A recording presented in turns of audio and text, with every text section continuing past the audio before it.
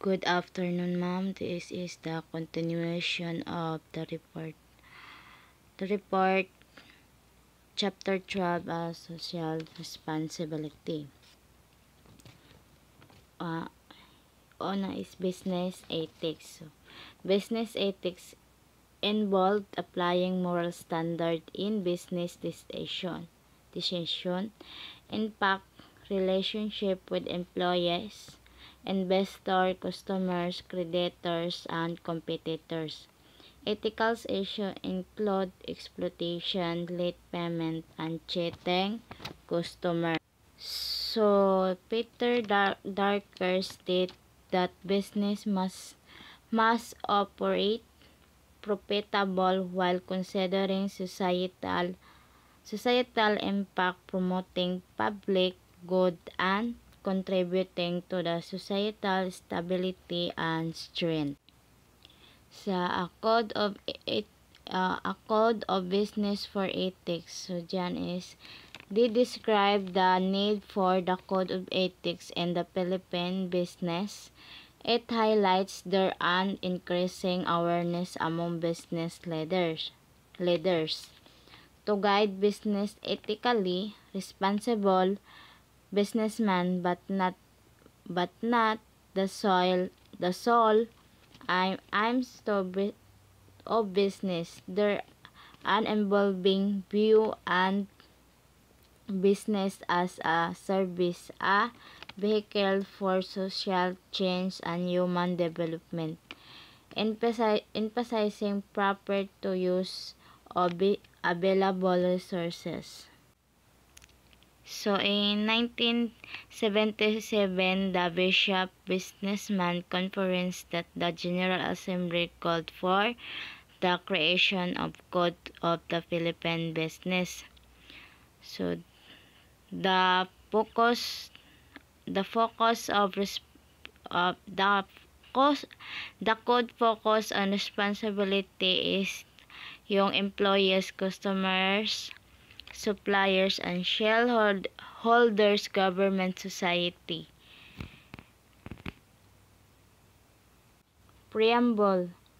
So this code of ethics emphasizes respect for human dignity and the use of earth resources for human growth. It is a flexible guidelines for best business practice in the Philippines and aims to inspire companies to renew and adopt ethical standards according to their unique needs. The code encourage organization to adopt and commit to this principle and emphasize that modern managers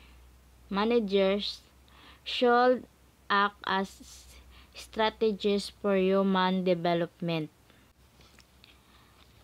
Sa concept naman, ito yung ang pagninegosyo ay mahalagang bahagi ng lipunan na naglalayong tugunan na ng epektibo ang mga pangangailangan ng tao sa pamamagitan ng mga produkto at serbisyo. Kabilang dito ang relasyon sa mga empleyado, may-ari, financiers, suppliers, customer, government, at publiko. Ang patakaran sa negosyo ay dapat isaalang-alang ang interes ng lahat ng mga stakeholders. Lutasin ang mga hidwaan ng patas na gantimpala para sa kanilang kontribusyon, mahalaga at mahusay na paggamit ng mga mapagkukunan. May respeto sa dignidad ng tao at ang pagkakataon para sa pag-unlad.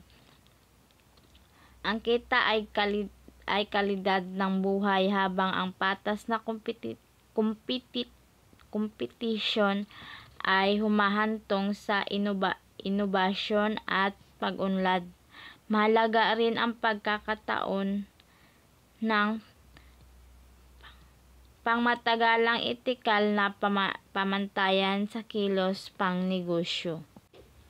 Towards the employment. So, sa towards employment, dapat isalang-alang ng mga patakaran sa negosyo hindi lamang ang interes ng mga may-ari, kundi pati na rin ang epekto ng mga empleyado at iba pang stakeholders. So, una dito yung katarungan ng sweldo. Siguraduhin na ang patakaran ng sahod ay sumusuporta sa pagpapabuti at pamumuhay para sa lahat. Second is yung pantay na pagkakataon magpapatupad ng batas na mga patakaran sa pagkuha ng trabaho. Seguridad sa trabaho, ligtas ng kapaligiran, pagsulong ng personal na pag-unlad at pagiging inklusibo sa paggawa ng mga desisyon.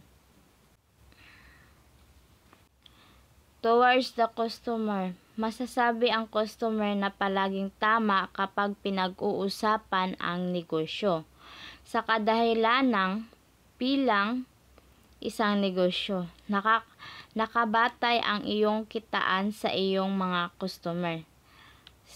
Sabi nga sa entrepreneur, bago ka magpatayo ng isang business, dapat tingnan mo muna ang iyong target o mga customer para alam mo kung ano bang mga produkto ang iyong ihain sa kanila. Towards the suppliers. Towards the suppliers, sinasabi dapat mong tiyakin sa pagninegosyo na ang tuntunin ng lahat ng kontrata ay malinaw, nakasaad at hindi malabo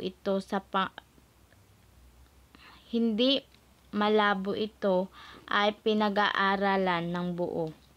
Maliban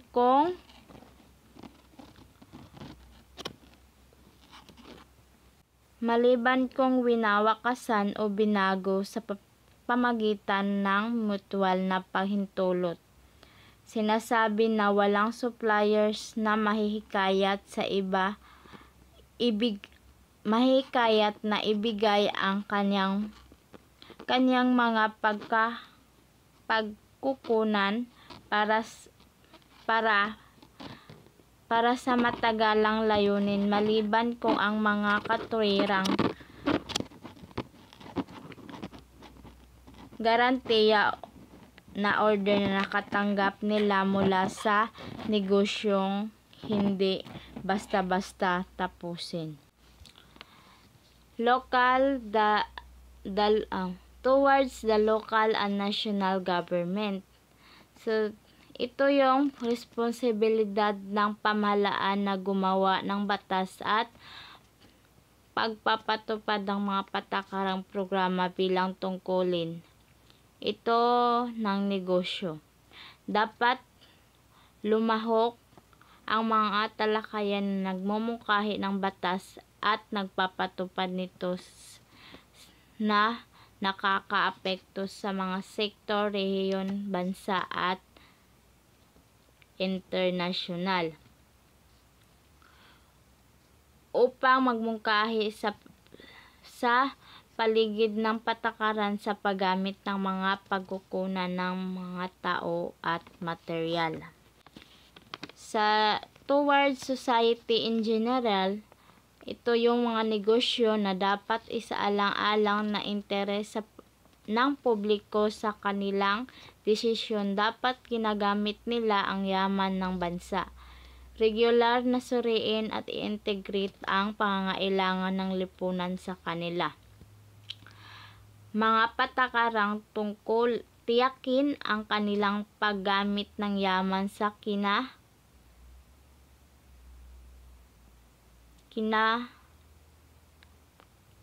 nakikinabangan sa komunidad.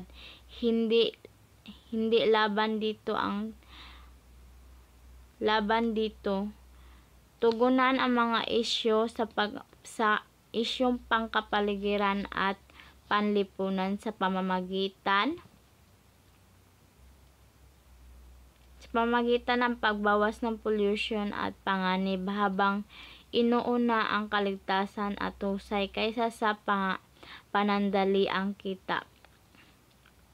Payagan ang mga empleyado sa sapat na oras para sa gawaing pampubliko at komunidad. Some ethical principles for the professional manager. So sila yung may prinsipyo para pagsagawa ng negosyo sa dokumento at tagapamahala ng negosyo kahit na ang tagapagmahala ay inasahan na kumikilos.